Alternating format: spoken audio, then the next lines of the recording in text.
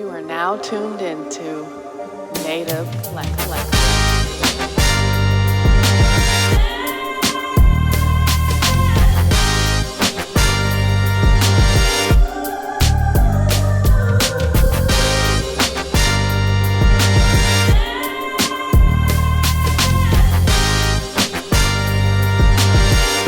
What's up, everybody? Welcome to the Legacy Blueprint Podcast, where we talk to individuals that have obtained success and they're leaving a lasting blueprint for their legacy. I'm your host, Kayla Wanakee, and today we have not only an amazing culinary chef, but we have someone that I like to call my friend, the incredible Chef Joe. What's up? What's up, Kayla? How you doing? I'm good. I feel like I need to record like that intro because that was really amazing. Yeah.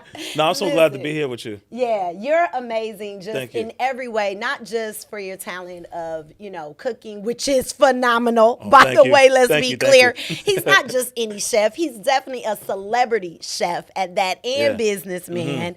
And you're just a great person. Like Thank your you. heart and just the way that you approach everything is with love.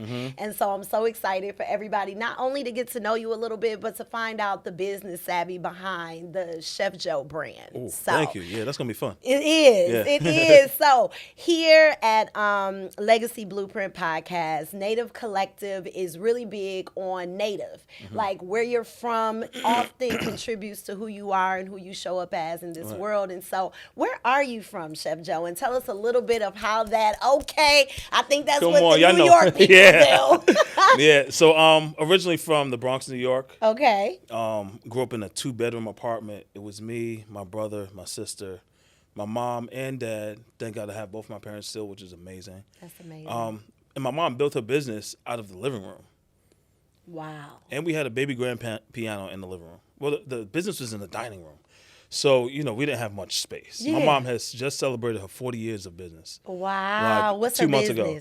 She's a financial consultant. Okay. So Nice. since we were young, she was always instilling like business practice. Yeah. Not working for somebody, but being the person that people work for Yeah. or work with. I love to say work with. Yeah. I don't like people working for me, even though they technically do, because I'm the boss. I know that's right, period. Yeah, let's never get Period. that misconstrued. But it's just like when they work with me, it feels like a different part of ownership to them as well. Absolutely. And I want them to have that. Absolutely. So 2-bedroom apartment. Then my grandmother sells her house. Now we're 6 of us in one house, one apartment. One apartment. Yeah, it was Two tough. bedroom. 2 bedrooms. My grandmother had a house. It was just a lot. Yeah. So because my mom is so resilient, she always said she wanted a big house and $10 million. She don't got the $10 million yet, Yeah. but she purchased when I was 14. Purchased a 10-bedroom mansion. Wow. In New Rochelle, in New York, where we basically grew up for the most part. All my That formative is years, yeah.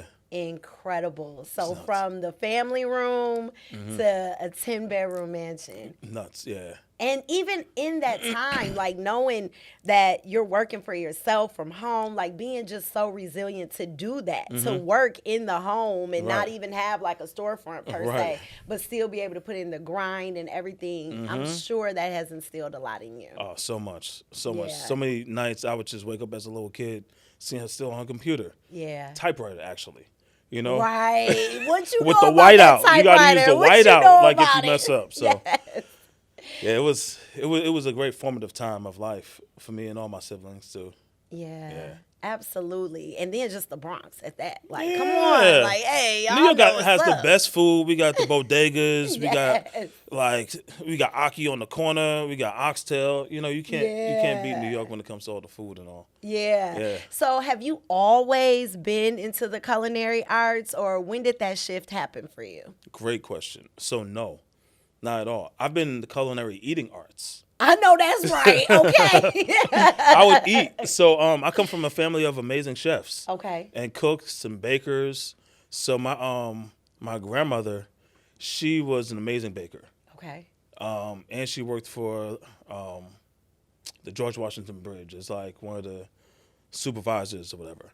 And my grandmother was so amazing My mom knows how to cook. My sister knows how to cook. So when I'm home, I'm not thinking about cooking food. Yeah. I'm thinking about eating food. Absolutely. You know, so I never had that desire to ever want to get in the kitchen and just learn for myself. So I'm just like, once I leave home, my girlfriend gonna cook for me. Yeah. Years later, still ain't found no girlfriend to cook for me. But the beautiful thing is that legacy is a real thing, and I totally believe in it. And just like your bloodline. So my great-great-grandfather, he was an amazing chef. He was a chef as a slave. Yeah. You know, slave masters. My great-grandmother, she said that she heard that they was gonna have a picnic one day, and you know that means go pick a nigga. Yeah. Oh, so not a picnic like everybody getting food, put in the Yeah, basket, no. and sit on a blanket. It's No. like, let's go hunting for them. Got you. And they would, it was horrible, like back in those days. Yeah. Once she found out, Granny set the kitchen on fire, let the dog run loose, and they out the back door, Wow. like off to freedom. You know, so Where was freedom? Did she even know where she was going? they were in the South, and then they started migrating north. Okay. Stopped off in Philly. She ends up hitting the lotto. How does that happen? I have no clue. I didn't even know it was a lotto back then. I didn't even know neither. I thought it was just craps, Yeah, you know? yeah. So Granny wins the lotto, and they was able to get their first restaurant. Wow. And that's just been a legacy thing for a while until, like, unfortunately it burned down. But it was still instilled in the family. Yeah. Everybody in my family worked in that restaurant. Yeah. I remember I was filling pepper shakers. Wow. Selling pepper shakers, yeah. I So was a everybody little. was cooking, but not necessarily you. was So not when cooking. did you get into the culinary space? I got into culinary 8 years ago. Okay. Ooh, I'm about to tell myself. So I was about 34. Okay. My cousin got me in the mindset of wanting to cook and cooking being fun. Yeah. So once we started one Saturday, we linked up. He was like, "You want to go get some seafood?" I'm like, "Yeah." In New Yeah. York, we go to City Island. You know, so like you sit on the water, eat seafood, and drink margaritas. Yeah. You know, on Long Island's. And he was like, "Nah, bro, meet me at the fish market." I'm like, "Why are we going there? We gonna get steamed fish or something?" Right. He was like, "Nah, we gonna cook it ourselves." I'm like, "All right, here we go. This is about to be an interesting day." Yeah. We Because had at that time you weren't cooking at all. No. Okay. Not at all. I Okay. made spaghetti, Okay. which was good. Okay. I made that from yeah, scratch. that's quintessential. My shrimp pasta. Anytime I had like company over, I'll make a little shrimp pasta, and I know how to make omelets. Okay, so spaghetti, seafood spaghetti, and then omelets. Got it. That's Breakfast. it. Got it. That was the extent. Okay. You know. So yeah, we just had so much fun. We just started making a repetition of it, and it's like, "Yo, what you doing this Saturday, man? Let's get back in the kitchen." Yeah. To the point where we started to make a habit of it. You know, you do something for 21 days, it's a habit. And I was just always instilling in my mind. I just loved food, though. Yeah. At that moment in time, like I was just starting to binge watch TV shows. But then I started taking it seriously because I'm like, my cousin knows how to cook. Yeah. I'm not no weak link in anything I ever do. Yeah. So let me get right real quick. Yeah. I literally binge watched every type of show or competition, culinary competition, or like a tutorial you could actually ever find on YouTube or on any network of TV, Yeah. and just taught myself how to cook. Wow, because it was already in your blood. It was in my blood already. So yeah. you just got into it. You enjoyed it. You started developing a passion for Yeah. it. I'm sure people were telling you your food was good. Wait. Nobody It's the was- fact that you had to. Yeah, think, I like, had wait to a stop. second. Hold on. Yeah. Yeah. Because I know my food wasn't that good for a while. Really? Yeah. No way. Yeah. At that time, I was engaged, and my ex fiance, she would always say, she said it's good, but like everything is tan. Like all your food is tan. Because think about my little pasta dish. It's Yeah. just tan noodles, tan shrimp, Yeah. tan sauce. Call me Chef Tan. So it wasn't much of a variety. Right, because Okay. I was just still learning, and I'm just like, that did so much for me, her telling me that. Yeah. So now my food looks so vibrant, and the colors are just like, they jump out. Like to you. So Yeah. my grandmother used to always tell me, like, people are going to eat with their eyes before they ever get to taste your food. So make sure it looks appealing Yes. and appetizing. Yes. You know, and then we look at social media, there are billions of people on this earth, Yeah. right? everybody's not going to get to have my food. Yeah. But guess what? They get to see and enjoy it and imagine what it tastes like. Mm-hmm. You know? And for the select ones It's that amazing. do. Yes. Okay, let me just tell you. Yeah. For anybody that hasn't had Chef Joe food, baby, it's a reason why he's a celebrity chef, okay? Yeah. Because it just ain't basic, okay? It's very far beyond. Thank and you. so, okay, so you started cooking more, start developing a passion for it, becoming good at it. Yeah. But when did you go from just being a good cook Uh-huh. to now I'm about to take this serious and make it a business? Right. So me and my cousin started a catering company Okay. called Cooking Cousins. Oh, And that's cute. Yeah. So we started doing like a bunch of like little events. Like we was on like a couple TV shows like Love and Hip Hop. Cooked for like a couple of like the basketball players. I'm a big Knicks fan, so that was fun for me. Hold up. I'm sorry. but- So is that just favor from the Lord? That was favor. Because I'm just trying to Yeah, figure that out. was like, favor. it's one thing to do catering. Yeah. Like, I'm going to do this party. You know what I'm saying? My Right. mom and A little daddy. baby Okay, I shower. know a few people. But to go from, like, catering, and then now you're catering on a TV show Right, is yeah. next level. And them featuring us on the shows and stuff like that, which So was that cool. was just favor? Was it relationship? Did you already know some people there or not really? Because of my music background, I did have some relationships in because I would score like all the music for like a lot of these TV shows. Okay. You know? Okay. So that's what you did before you started cooking. Yeah. You were in music. Music production. Got it. Composing, musician. Got My it. parents had a free musician every Sunday morning. Yeah, I love that. You already know. So, yeah, started off with music. You know, my first artist ever signed to a major label was Chrisette Michelle, Okay. which was dope. I did the record Golden that L.A. Reid and Jay-Z signed her off of. Nice. Yeah, and then I got a couple nice. records on the project, did some shows with her and all that stuff. Yeah. And then she just did her thing. So you was doing your thing. Oh, Like yeah. you was out here. It ain't like you was just at home like, Oh, what yeah, do I do? yeah. I wasn't just like I gotta chilling, figure this out. Like Mhm. you actually was already Yeah. having success. Oh, yeah. Then you found something you were passionate about, Mhm. and then you got into it. You were catering with your cousin, Mhm. and then what happened with Then- you and your cousin, or how did you get to this point? Yeah, so me and my cousin, I was like, I still got to grow and get better. And I'm not going to do that with just us in the kitchen, Yeah. right? And me just looking at YouTube videos. I need to be in the trenches. So this one girl got me a job at 2 restaurants, not at the same time, but like back to back. One I was consulting, turned their whole restaurant all the way around very quickly. And then I became executive chef at a spot called Manhattan Brew and Vine. Okay. It was in Manhattan, right off of Central Park. And we had like all the celebrities coming in there to do their parties and just come in to have my food. Yeah. And I was like, this is crazy. Yeah. I was like, wow, okay. This might be something now, Yeah. you know? So I know that you being an executive chef Mm-hmm. in a restaurant that had acclaim, you know the ebbs and flows of the culinary business. Mm-hmm. So what made you venture out to decide, like, I'm going to build this business on my own without the infrastructure of, like, a established restaurant? Right. So when I moved to Atlanta, relocated out here, I didn't know anybody. I had my best friend Dan who lives out here. Why did you move? We had a tech company where we connected emerging artists with advertising brands. Got it. So Yeah. you still was in the music Yeah. business too. You were kind of doing it simultaneously. Yeah, at the same time. Got it. You know, Okay. I was still scoring for films and stuff like that. Yeah. I have over 100 records that are like licensed in film and TV. I love that. So you know, like when somebody gets a placement, they're like, I got a song. Yeah. And like something. And I'm like, I have like probably 8 songs in that same episode. Yeah. You know, like we were really like yeah. killing it. Okay. So for a long time. What? Hold on. What did you just ask me again? I asked you what. Well, I asked you how did you decide to be a chef on your own, like Right, yeah. outside of a restaurant, and Mhm. decide to make that a business. And you said you moved to Atlanta and you Yeah. didn't know nobody. Yeah, so it was so interesting because my back was against the wall. I'm so talented at so many different things. I'm just Yeah. like, I need to focus on one thing. And at that time, Atlanta was doing a lot of stuff with film and TV where like all the production companies were coming out here. So a no-brainer option was, let me just work for one of these publishing houses Yeah. or like scoring companies. You know, it's super easy.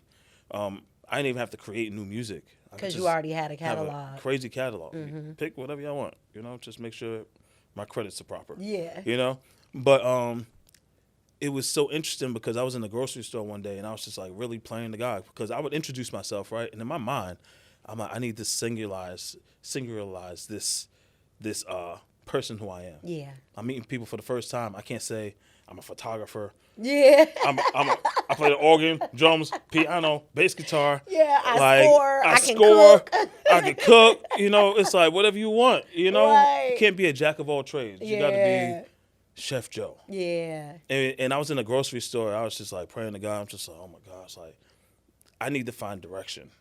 You know, and he was like, you're in it. And I'm like, I look around. I'm in the grocery store. I'm like, wow. Yeah. This is crazy. It was like so loud to me. Yeah. And at that moment, I was just like, I'm going all the way. Mm-hmm. I was like, I'm not going to go and work for anybody because I could have been doing that back in New York. Yeah. I was very comfortable, you know, Absolutely. because I was getting money from all these different avenues too. Yeah. You know, so and for that's me to, an important aspect of your story, though, because a lot of people want to venture into things. And I mean, not that you can't just venture into it, but Right. there is some strife in there, okay, because of survival. And hearing that you were doing this and you were even working at such an elite level as an executive chef, but you still was doing music at the same time, like simultaneously. Like, you know what I'm saying? You ain't gonna catch me slipping. Right. Okay. Okay. So we hear God gives you the vision. So what was your first step? the first step was me falling off a cliff because when I Literally? no, not abstract- literally. I'm like, Yeah. did it was your car go over? I'm No. glad you're together. Okay, keep going. Oh, amen. God bless you.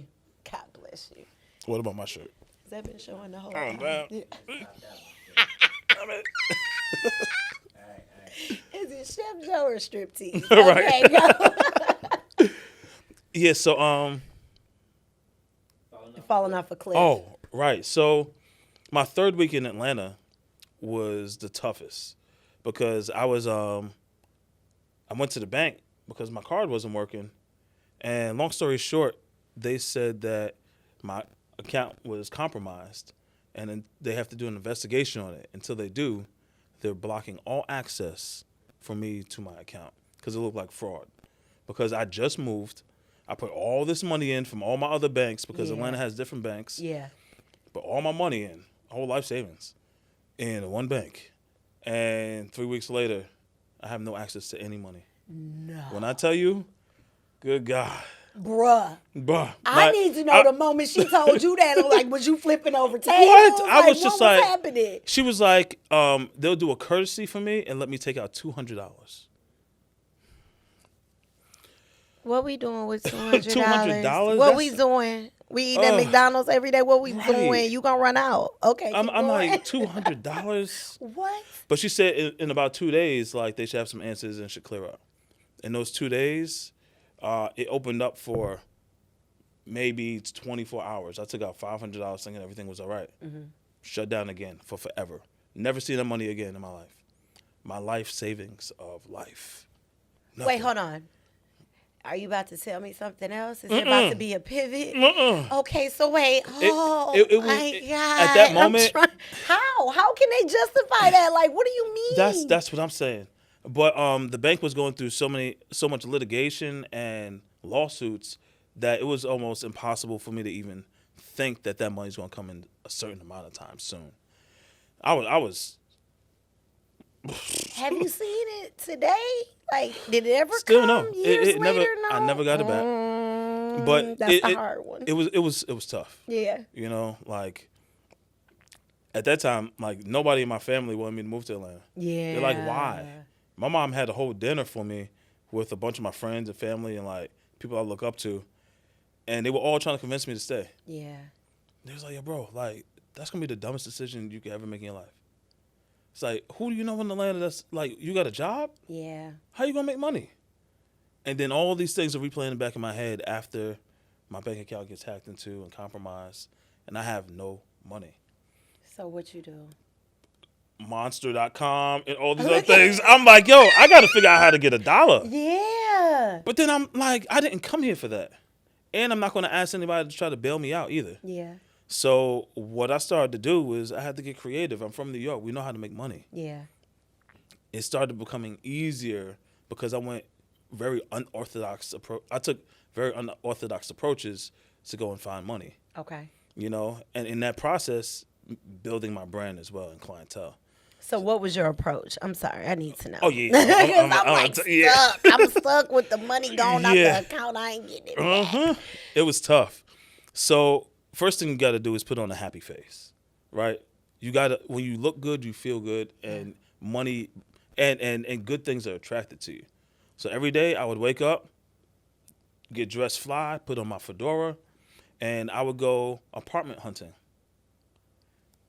Who goes apartment hunting when you can't afford when you anything? ain't got no money. What we doing? I got this little bit of gas in my car that I'm trying to hold on to. Yeah. I was living in Stone Mountain at my best friend's house, and I'm like, Stone Mountain is not my clientele base of anything, So I'm like, I got to get to the city. I need to figure out where the people are spending money for food, right? So I found out that Atlanta has over 6,000 millionaires. Okay. And where do most millionaires hang out? At the cigar lounges. Atlanta has over 100 cigar lounges too. So now I'm starting to go to Yelp and Google all like the best cigar lounges, right? And the ones that look fly, I will go to and start to make myself a regular. I start to meet the bartender. I always sit at the bar. I go there for happy hour, sit at the bar.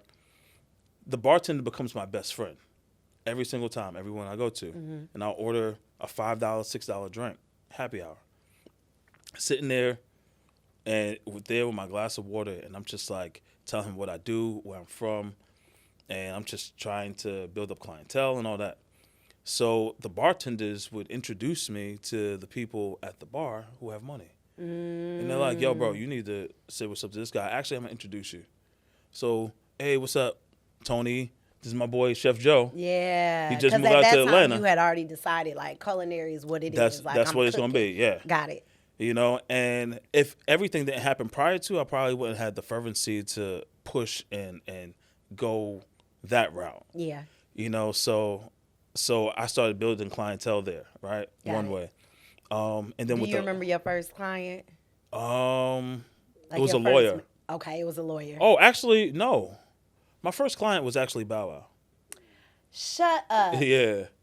So was he at the cigar bar, or No. you just knew someone that was in his camp that knew that you can cook? So Got it. I used to, my boy Slim, he used to come out to New York, and we would work on records together, right? So when I moved out here, he was like, yo, bro, you in Atlanta? I just seen you out here. I was like, yeah, man. He was like, yo, let's get in the studio. Bet. Yeah. He was like, yo, he was like, I seen on your page that you be cooking too. He was like, yo, Bow Wow and JD been looking for a new chef. He was like, yo, you think you can whip up something today and just drop it off? Bring it in, you gotta stay long. He wanted me to do some like a chili. Okay. And I'm like, bro, I'm not gonna come there and cook a chili. Yeah. Like that just means they want a free meal. Right. But I'm gonna come there and I'm gonna show them why I need to be in this room every day cooking up. So I did some crazy like seafood boil with like lobster and crab legs and all the other stuff. And from that day I cooked, I was probably Bow Wow and JD's chef for about a year. Wow. Yeah. Like literally every day at the studio cooking up. So that was like your big break when it came to being a chef. I would say that was my start. Got you. Yeah, which was a great start. Yes. I come in and now I have clients. Right. Consistent clients every day. Yeah. Right. So that like kickstarted a lot for me. Okay. And then because Bow Wow will always have so many girls around, girls, they attract themselves to food. Mm-hmm. We sure do. Uh-huh. We like to eat. Mm-hmm. So what they would do, if they're not there, they're at somebody else's house, which is probably another popular person. Mm-hmm. So now they'll eat the food from their chef and be like, nah, you need Chef Joe's food. Yeah. So that word started to float around. So now I'm getting calls from this person, that person over there. And it's like, it's just starting to snowball at this point. Yeah. So you're making money, like as a chef, like this is like you're self-sufficient. Self-sufficient. Just doing the chef thing. At that time, did you have a team or were you single-handedly doing all of this? Solo dolo. Whoa. So you were cooking everything, serving everything, all of that. Prepping, cleaning, all of that. Wow. I'm there at least an hour after, like serving the food and everything. Yeah. Breaking down stuff and then getting ready for the next day. to try to figure out another tactic on getting some money, you know. So at what point did you have to build a team? Like, was it that you got a job that was just way too big for you and you needed to figure it out? Yeah. Or had you already been planning, like, I know I need to get at least one assistant. Okay, then I need somebody to wash the dishes. Right. How did you start to build your team? I started to build it through my friend circle. Okay. Because altogether, totally, I probably had 3 friends out here. Okay. 2 of them, they're already in their crafts. But my boy Sion, we always joke about it. So I won Chef of the Year 2019. And I was like, I won Chef of the Year, but you're like sous chef of the year. Aww. Because like he helped me down so much on so many events. It was just like, it never asked me for $1. You know, and I appreciated that so much because I really didn't have $1 to give. Right. You try to get it all. That's why you over here. I'm going to cook it. I'm going to clean. I'm going to clean. I got to do it all. I'm going to serve. Okay. It was crazy, but like he really helped me down a lot until I was able to start getting around more people, more chefs to like start seeing some talent in certain people and to bring them on board, you know. And the beautiful thing is just like at that point in time, I was still in my mindset like, yo, you want to know me. You want to be around me in the spaces that I'm in. Yeah. You know, and I wasn't doing that much then. And it's just like, it was still a lot. Yeah. You know? Yeah. And just your belief in yourself. You know what I'm saying? Like you knew where you were going. You know the excellence you bring into the table. Right. And so like that's like a key component that I've seen on every interview on the Legacy podcast is that everybody had that belief in themselves and that kind of drove, you know, and attracted things to them as well. Oh, yeah. But, okay, so it's going real good, y'all. But we got to take a quick break for our sponsors. And you stay right there for the second part of the interview with Chef Joe on the Legacy Blueprint podcast. Hey, I'm Win Sardin, and I'm excited to be a part of Native Collective Digital Membership Waitlist, where I'm tapping into a range of resources and connecting with professionals. This platform is proven beneficial in helping me stay organized and maintain a proactive approach as I continue to make a leading impact in the community. The diverse tools and support provided by Native Collective has enhanced my efforts and effectiveness, so make sure you check them out. Hey there, it's your girl E. If you're anything like me, you're probably tired of searching for one place that truly identifies the cultural diversity in the melting pot that is Los Angeles. Well, I've got some really good news for you. I'd like to introduce you to Native Collective, the hottest, most exclusive private membership club that's about to change the game. What's going on, everybody? It's your boy AP here, man, Alex Porter, and singer, songwriter, actor, model, you name it, God bless me to do it. So, and in the midst of using my gifts, I am now collabing with and partnering up with Native. That is right.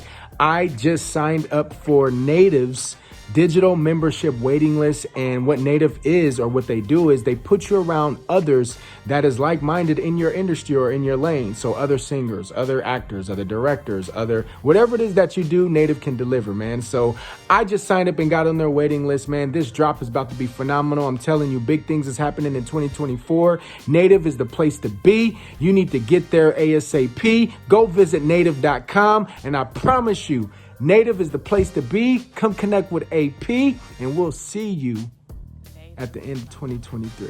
All right, let's get it, man. Big things happening. Once again, native.com. Go sign up now. Get on the waiting list. And look, see, I just left SoFi Stadium because I just came from a celebrity basketball game playing right now, because that's what Native do. They put you around the people that is like-minded in your industry and what you do. So I don't brag or push things that I'm not a part of. So go sign up now. Get it cracking. Let's make it happen. All right, let's get it. Go Native. Good afternoon. My name is Mark Shamley. I'm from Orlando, Florida, and I just signed up for Native's Collective Digital Membership Waitlist. I am a real estate agent and entrepreneur, and I'm going to use Native's resources to meet other like-minded professionals, clients, and investors. This is something I'm truly excited about because not only is Ashley a friend of mine, but someone I respect heavily in her field. And if she tells me that I need to meet someone, whether it's in person, via Zoom, or talk to them, I can trust that it's not only worth my time, but it'll be a mutually beneficial relationship. So I encourage anyone who's thinking about it to also do the same. Welcome back, everybody, to the Legacy Blueprint Podcast, powered by Native Collective. Once again, I'm your host, Kayla Wanakee, and we are having an amazing conversation with Chef Joe, just about his journey, about his business savvy. And the biggest thing that I took away, even from part one, is just your faith. And how like nothing could break you, no matter what was happening. Because I'm telling you right now, the story would have been done right there when that account got wiped out, baby. That would have been the end right there. Yeah. I still would have been stuck telling everybody I know, like, let me tell you something about 15 years ago. I lost all my money.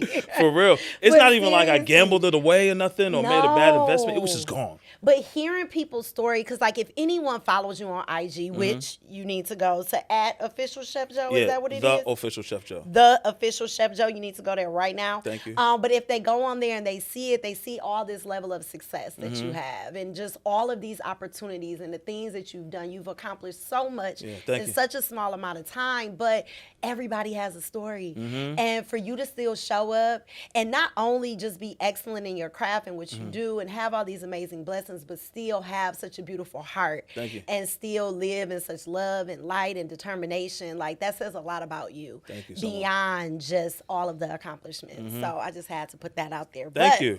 I Okay, appreciate so it. now we here. Uh-huh. We building a team. All building a right, we team. Mm-hmm. Chef Joe out here. At what point from start to when you started building a team? How long had you been cooking in Atlanta before you start building a team? I would say about a year. Okay, so after Yeah. a year, you had the clientele up enough. Right. You was making enough money Yeah, that you so could start bringing people in. It was more so like I brought in people because I wanted to help them. You know, because I would meet chefs that have been cooking for 15, 20 years and they're stuck. Me, I wasn't stuck because I'm on grind mode. I got to figure this out. Every day is a hustle. Yeah. They were like, some people would get very complacent because they've been doing something for so long, so many years. And it's just like, this is the way it's supposed to be. Nah, you got You can to always change things level up. up. Yeah. Yeah. Oh, I wanted to tell you too. So another thing that might help somebody, as far as like me just stepping out of the box and finding clientele. So I would start to go to apartment complexes when I was saying I would get dressed up. Yeah. And I would go there and I would say I'm here, like private chef from New York, just got a contract with a company. It's God's Catering. I know that's right, period. For real. And I was just like, I need a really, really dope apartment. I'm really focused on the kitchen, like chef's island, like gas stove, 2 to 3 bedrooms. I was asking for things I couldn't afford at that time, right? They could have told me it was $40 a month. Like I couldn't afford it at that time, you know. And it was great because I got to learn that each apartment complex has a certain amount of budgeted for resident events. So in my mind, I'm like, boom. Once they said that the first time, I'm like, okay, this is what I'm gonna do. I'm gonna come in here, act like I want to get an apartment, find out everything about the resident events because that's my focus. Because I'm like, I like a resident community that's just lively and all that other stuff where you get to connect with your neighbors. Little did they know, I'm like, okay, y'all got $1,000 budget once a month. Boom. Okay. Here's my card. We definitely should connect, even if this apartment doesn't fit me perfectly. Yeah. And of course, no apartment fit me perfectly. Right, because you wasn't even looking I at that wasn't time. looking, Yeah. So it was so beautiful because now they start hiring me to do their resident events. So I know at least $1,000 here, there within that month.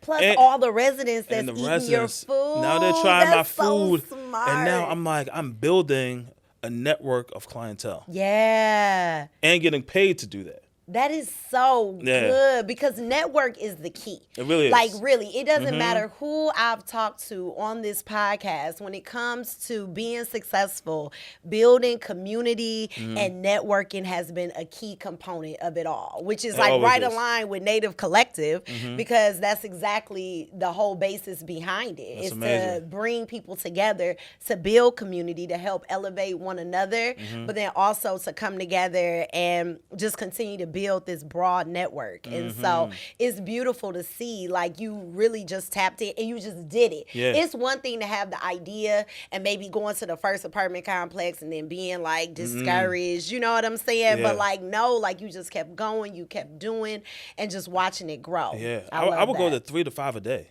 Wow. Like literally. Yeah. Atlanta has so many apartments. So many everywhere. So I mean, from the mid-level ones all the way up to the ones that are like $10,000 a month. Yeah. You know, I was just like, I was in every one. Yeah. And I'm just like, y'all are going to hire me. Absolutely. That's all I care about. Yeah. And you asked for a budget, and then you just met the budget. Right. And so that's a big one with a lot of entrepreneurs. Like Right. when you have a skill, a talent, and especially when you do it at such an elite level, like you know your food is good, but it's more than just the food. It's Right. the experience It's a real that experience, you bring yeah. to people. How do you go about pricing that? Because I think that's something that no matter what lane you're in, Yeah. everybody has a hard time figuring out like what their worth is. Right. Do you have Yeah. like a formula to that? Like food is this, then this is this, the gas, then my Yeah. worth. Like, Sometimes I could kind of like hear the request from a client and just figure out like budget range. But I tell people never limit yourself, right? Because that's why you'll never find pricing up Yeah. for me at all. You know, I treat every client like they're my only client. okay. So because you never know, you can have a price structure, and some businesses work off of price structures. You know, if I'm selling lashes, you know, there's price structures to that. Right. You know, if I'm selling a slice of pizza, that's one thing. But when you serve a private service, Yeah. completely different. You know, it's like it's either in their budget range and they're gonna book you, or they'll get to your budget range if they really want you. There you go. You know? There you go. Because have you had situations where you've had to walk away because it's like, this is what it is, Yeah. like, and I'm not willing Weekly. to compromise weekly. Weekly, yeah. Yeah. I keep get it some real. of the craziest requests. Like, for example, somebody a couple weeks ago asked me, can I do an event for 200 people, a bunch of real estate investors. 200 real estate investors. No, they weren't investors, just real estate people. Okay. And when I moved to Atlanta, everybody does real estate. out Right. here. And I'm like, everybody. You definitely not my clientele. Yeah. No, so you can't just jump on everything that people are saying, but they had a budget of $800 to feed 200 people. What are you talking about? And I'm like, bro, like, are you asking me this? Let's just what are you talking? Let's just be like, for real. Stop playing with me. my staff is going to cost me $800. That part. You know? Yeah. Like I can't even buy food Right. for 200 people. No. Let's just do some light bites, some little small. Those take more work. Yep. You know, Yep. it's easier for me to give you a big old pan or something than like break down these little things in individual vessels. Yeah. So, knowing your worth is the biggest thing. Absolutely. I've had clients pay me a whole lot of money for a little ask just because they wanted me. Mm-hmm. You know, Valentine's Day this past year, I was like, I'm not taking on anybody. Not up front. yeah. I'm gonna just wait. And this is what I do every year for like the holidays for the most part. I'll wait because I trust the business brand that I put out there. Yeah. And typically it's a last minute call from somebody who like respects my time and respects the fact that like it's last minute sometimes too. Yeah. And I know how to audible all day. You know, Yeah. like that's the easy thing. So this last year I cooked for a very famous music manager, Okay. right? And his clients, amazing. Yeah. And initially, he was going to fly me a private jet to Houston to go and do Valentine's Day for him and his wife. Okay. I was like, yeah. Yeah. But it was I'm the day here before. for it. Yeah. He was like, you can bring whatever you want, whoever you want with you. Got you a room at the Four Seasons and all this other stuff. I was like, why would I say no? Yeah. But because I understand the level of excellence, I need them to be here so I can have access to the little things that I need. Yeah. So he had a big ask. So big ask. Let's make sure. We got you. All right. That was super pause. But I said it right, but it just, just to confirm. So he wanted decor and everything as well. Okay. You know, so I did, I think, a 7-course dinner. Wow. He wanted 365 dozen roses. Mind you, the day before Valentine's Day, when everybody's buying roses. Yes. He wanted balloon arches. I mean, everything. It was nuts. So I definitely understand why you wanted him here. Right. Yeah. Because I'm you're like, the I day got a before, relationship here. Yeah, the day before, because I had maybe a 6-person team. Yeah. You know, live violinists. Oh, You know, and saxophone player. It was dope. Rose petals in the tub, like when they entry, like. I needed a full team to be able to execute it the way they wanted to. Mm-hmm. But honestly, like, that's the most I ever got paid for cooking for 2 people ever in my life. It was like $10,000. Oh, wow. Amen, Jesus.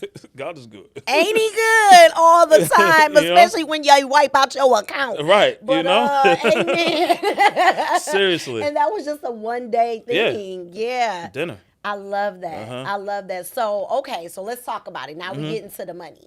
So how do you keep up with, like, your finances? Like, being an entrepreneur, it's like you get paid, but then you also pay people, and then you got to pay for food. And, like, what does your finance team look like? So I'm blessed. Now, I used to do everything on my own, right? And that was tough. Wow. So I'm at an event, a client's calling me to do another event, and I'm just like, I can't call you, I can't talk right now, but once I leave this one, I got another one. So on my way in the car, talking to the client, it was just so much.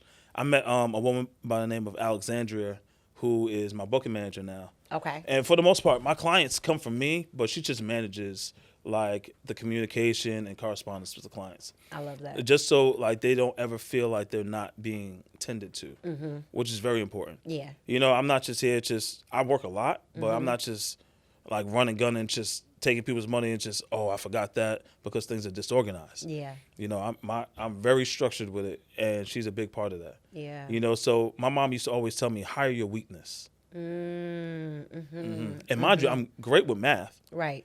But as far as managing and keeping things organized the right way, when I showed her, like the way I would have like my books kept, she was like, "Shut, come on, bro."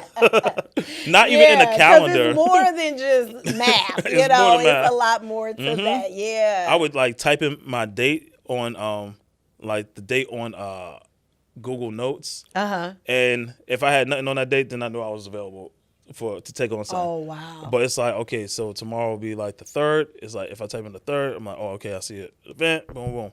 It was so disorganized. Yeah. It was controlled chaos. Right. You know. Oh, that's what you call it. Yeah. Gotcha. It works for me it perfectly. Worked. Yeah. But if somebody now, else, the booking manager, she has a whole system and everything. Yeah. So you have a booking manager, you have an accountant. my mom is an accountant. Oh yeah, I forgot. Right. So Come on, mama. Yes. yeah. So I love that. half my life is deducted. Thank God. Yes. For real. I love that. I love So, that. Okay. It's like keeping the right people around you. It's just like always push. One thing I've noticed too is that I hate doing dishes. Yeah. So sometimes I would hire an older woman to do the dishes because who's gonna do it like mama? Yeah. Nobody. Because they don't even know nothing about a dishwasher. Right. All they know about is that hand, the water, and the soap. Leaning Mama, over, if you watching. leaning over the sink, you know. Because my mama still don't use a dishwasher. When she comes to for my real? house, the dishwasher right there. And she at the sink. And I'm like, okay, mama, whatever. But, okay, so I want to get into a little bit. So, yes, we know that you're a celebrity chef. You've built that business, but you're a businessman just overall. So what are some of your other ventures that you're involved in? So when I got out here, I started getting into real estate. So I've definitely still tap into that now. Okay. As far as just I started off doing like Airbnbs and stuff like that. So me and my boy, we had a couple Airbnbs. Now I'm not just a real estate purchaser, but I'm an investor now, which is super cool. Like once I put investment in front of like real estate, I was like, yeah. Yeah. So eventually philanthropist and all that other stuff, even though I give back a lot. But so real estate is definitely like a key component. I'm a partner in the liquor brand, Mishka. Yeah, Right here. we got the liquor here. Yeah. Listen, okay. Go drink some Mishka. Yes.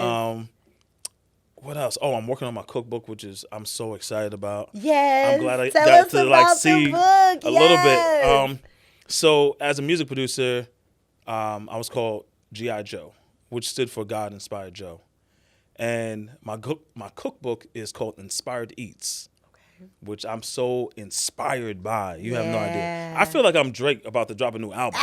Yeah, I'm like, no, for real though. You've been putting your heart and soul Yeah. into it. He did give me just a little preview. Yeah. And it's so much more than a cookbook. Like, Yeah, can it you is. describe a little bit about the journey of the book? Because that's what it really feels like. It's it a doesn't journey, feel yeah. like it's just like a cookbook. It feels Right. like a novel that's gonna end in a recipe. right. Yeah, and that's what it is. That's what I want people to feel. So like I was explaining to you earlier, so Inspired Eats, and I hyphen the love Inspired Eats, and I'm telling stories of different, whether they're romantic or just inspirational moments that I've had to be inspired to create a dish or this particular dish. And as I work on it, so I started working on it when I moved out here, 2018. Okay. 2017, 18. And I had the cookbook pretty much done. I just never finalized it. And my best friend Dan, he was just like, bro, what's up with the cookbook? I'm like, yeah, man, I got to get back on it. He was like, meet me at my office. So I come to his office like the next day or something, and he's like, yo, we're going to work on this book. He was like, pull it up. I'm like, I have my new laptop, my old laptop. I don't know. Everything's gone in it for the most part. He was like, look, let's start over. Yeah. You know what I'm saying? From scratch. Yeah. Like, I'm sure like you have different recipes I was and you just approach about to things say differently. you had evolved as Evolution, a chef. yeah. And it's just like life experiences. Yeah. So that was like the most helpful thing somebody has done in a long time. Because it re-inspired me in my craft that I'm already inspiring others in.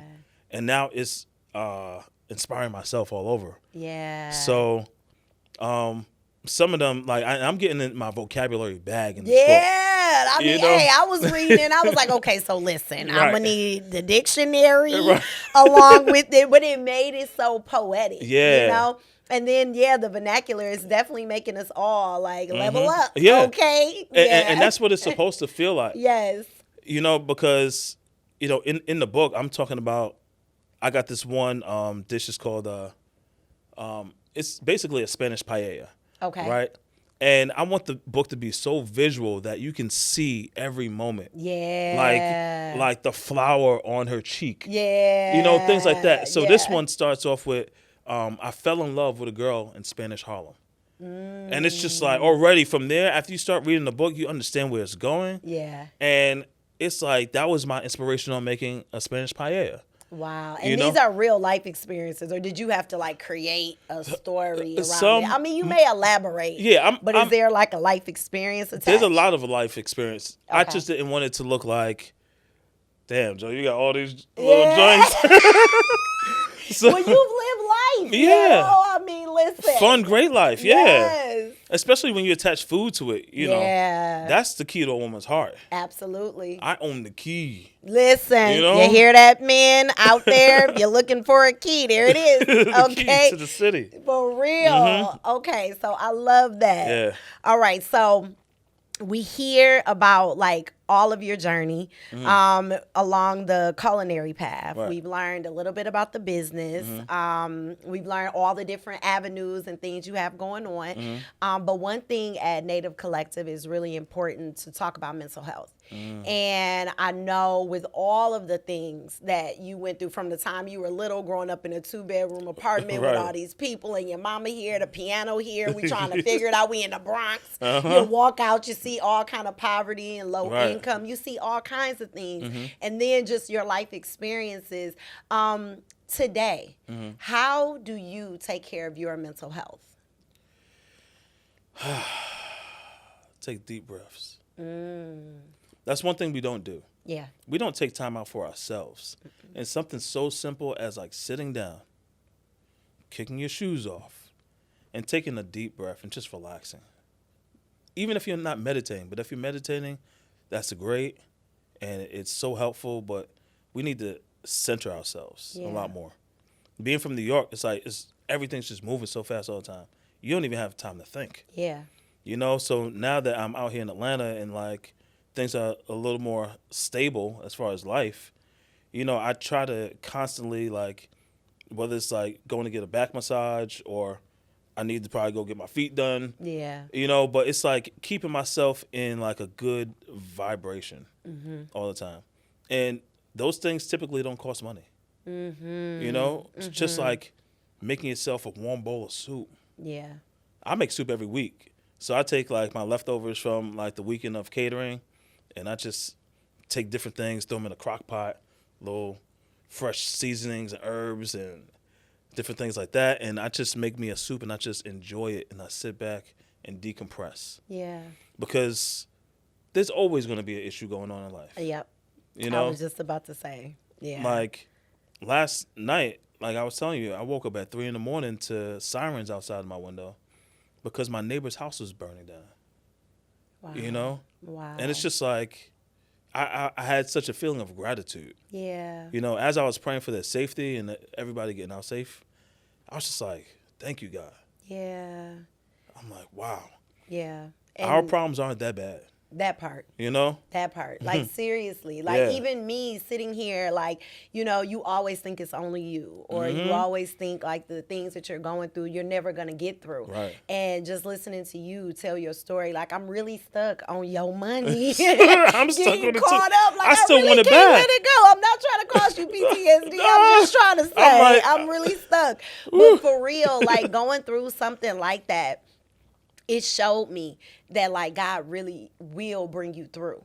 God's you know, always gonna like, bring you he's through, yeah. always going to bring you through. You just have to live through it. You have to continue to listen. You got to actually activate the Right. things that you hear. Because you could just sit there and be upset with the Right. situation and the things that are coming. But I hear so much resilience in your story and how you just never stopped. Yeah. And also, like, I know that being in the culinary industry overall, it's a lot of moving elements. You run across a lot of people.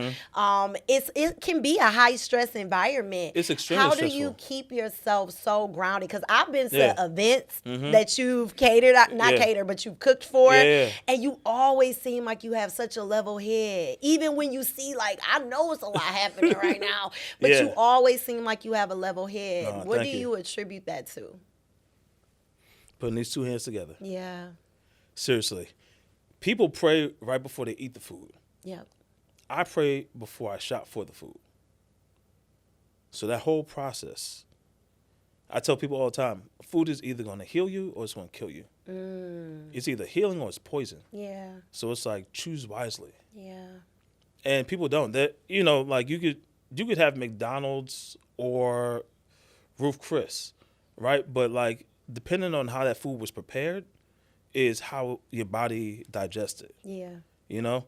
So all bad food isn't bad if somebody who prepared that food loved what they were doing. Yeah. Now you got that happiness and that joy in that food that you're eating. That's why love is so important when you're cooking. That's why I'm glad that you said about my mood all the time. Yeah. I have to be in a good mood, or else I'll stop. Yeah.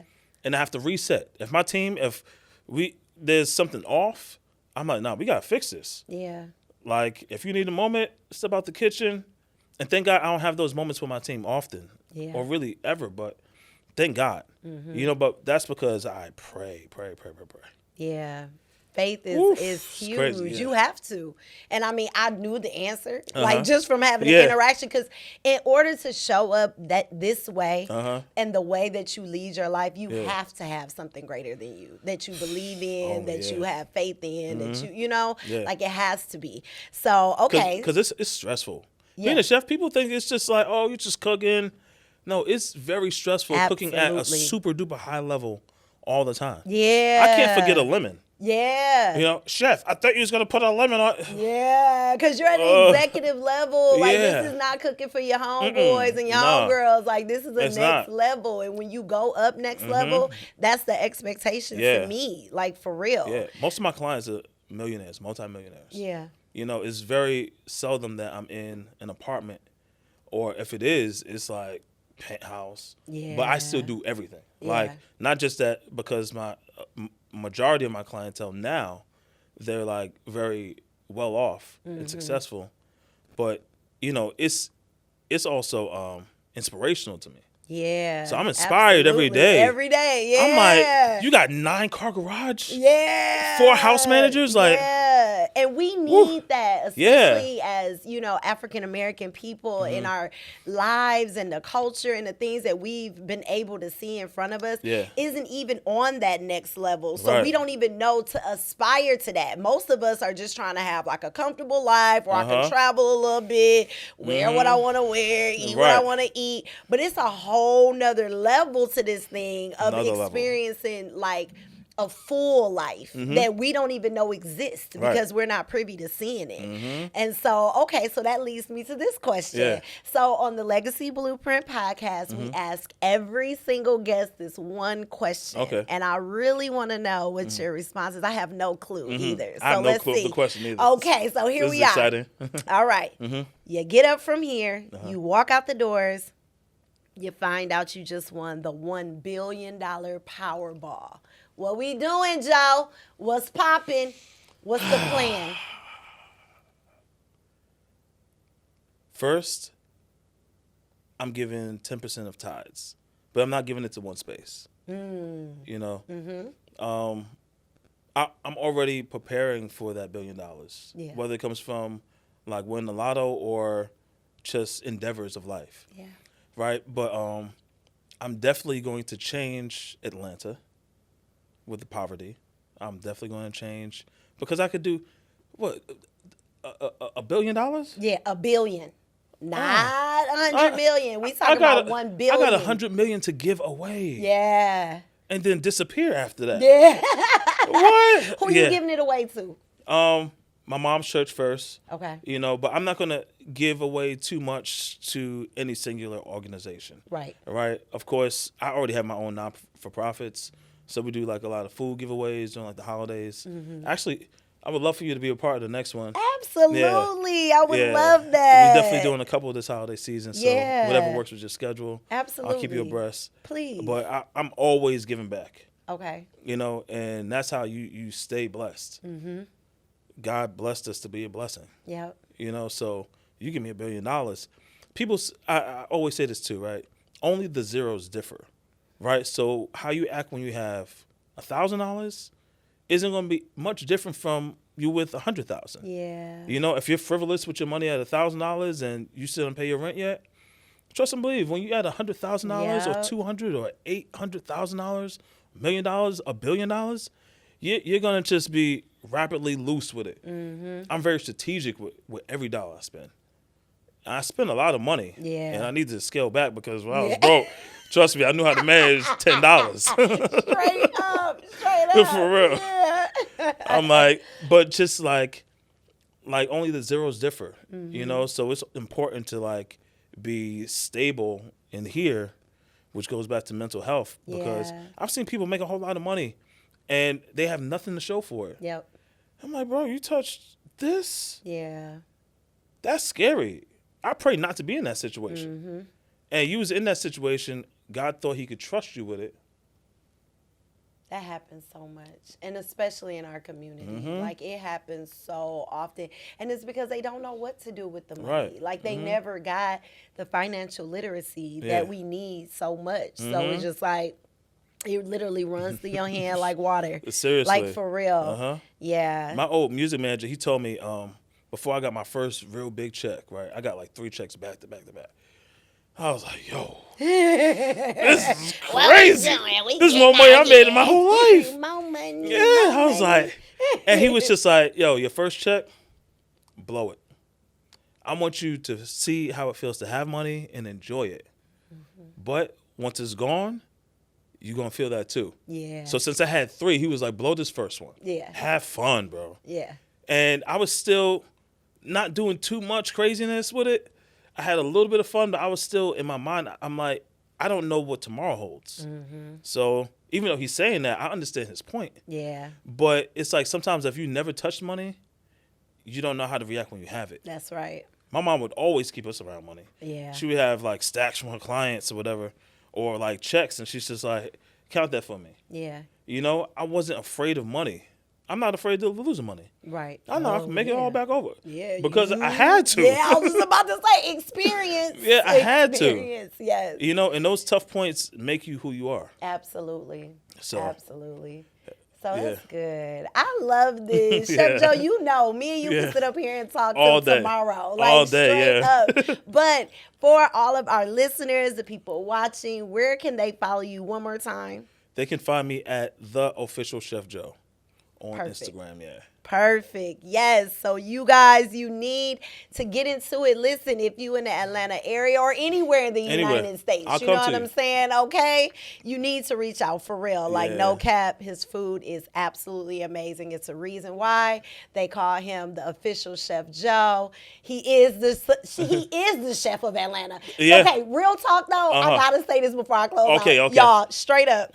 Anywhere I go and I bring up any type of private chefing, people always, Joe, it don't matter where I'm at. They like, you know Chef Joe? Do you know Oh, Chef Joe? that's You know dope. Chef Joe? And I'm like, that's crazy. It's crazy. Like everybody know you. Yeah, they really do. Everybody. They call me a celebrity. I'm not a celebrity. No, I cook for but them. you are. And look at you. He looked like a rock star. He know it. Listen. Thank you.